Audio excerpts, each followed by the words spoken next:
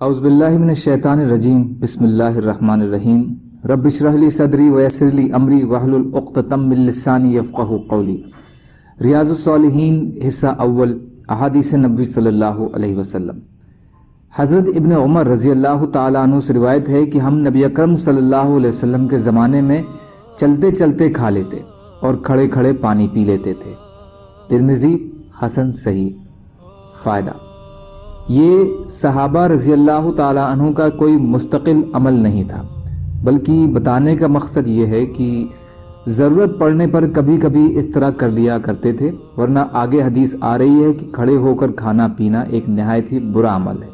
کچھ علماء نے مناہی کی احادیث کو کراہت تنزیہی پر محمول کیا ہے۔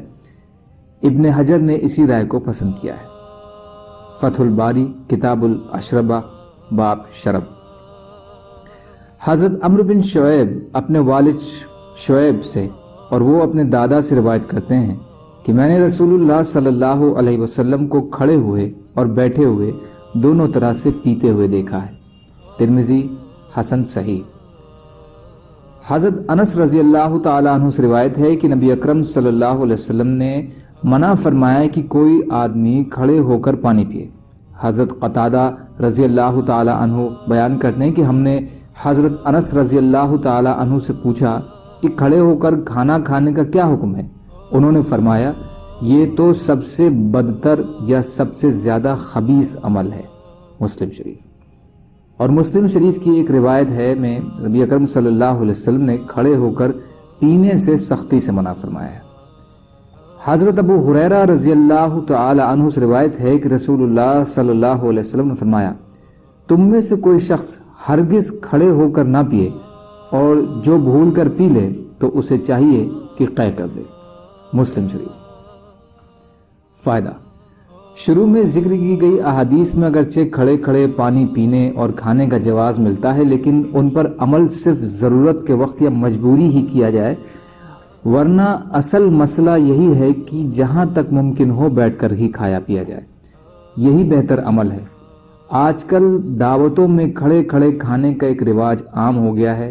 لوگ کہتے ہیں اس میں یہ آسانی ہے کہ ایک ساتھ سارے لوگ فارغ ہو جاتے ہیں، لیکن دوسری طرف اس کی برائیوں کو جو اس ایک آسانی کے مقابلے میں بہت زیادہ ہے اسے نہیں دیکھتے ہیں۔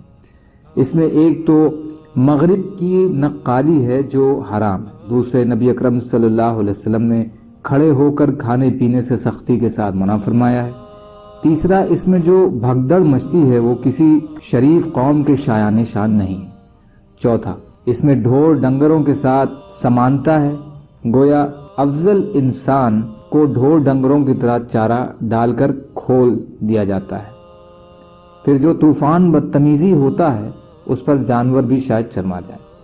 پانچویں، انسان نما جانوروں کو باڑے یا استبل میں جمع کرنے کے لیے وقت پر آنے والوں کو انتظام کی پریشانی کا شکار ہونا پڑتا ہے، جس سے ان کا قیمتی وقت بھی برباد ہوتا ہے اور انتظام کی سخت مشقت بھی برداشت کرنی پڑتی ہے۔ چھٹا، اس انتظام کی گھڑیوں میں یا تو فلمی ریکارڈنگ سننے پر انسان مجبور ہوتا ہے یا بھانڈ میراثیوں کی جگتیں یا سنگیت کی دھنیں سنتے ہیں۔ ساتواں، وہ یہ ہے کہ اس طرح کھانا برباد بھی ہوتا ہے۔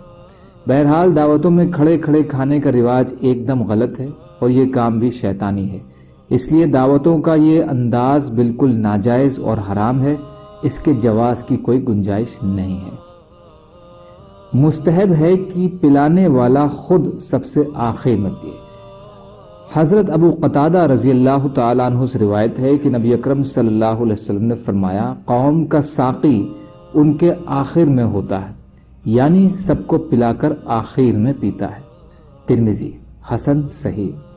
فائدہ: امام صاحب نے جو باب باندھا ہے اس حدیث میں اس پر وویچن فرمایا ہے، اس لیے بانٹنے کا آداب یہی ہے کہ بانٹنے والا خود آخر میں کھائے یا پیے۔ یہ آدمی کے زیادہ شایان شان ہے، اس میں انسان کی عزت اور وقار زیادہ ہے۔ اللہ تعالیٰ کہنے سننے سے زیادہ عمل کی توفیق عطا فرمائے۔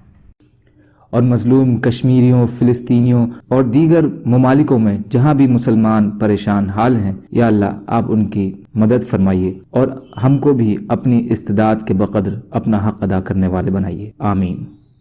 سبحان اللہ و بحمدہ، سبحانک اللہم و بحمدک، اشہد ان لا الہ الا انت، استغفرک و اتوب الیک۔ سبحان ربک رب العزت عما یصفون وسلام علی المرسلین والحمد للہ رب العالمین، برحمتک یا ارحم الراحمین، لا الہ الا اللہ محمد رسول اللہ۔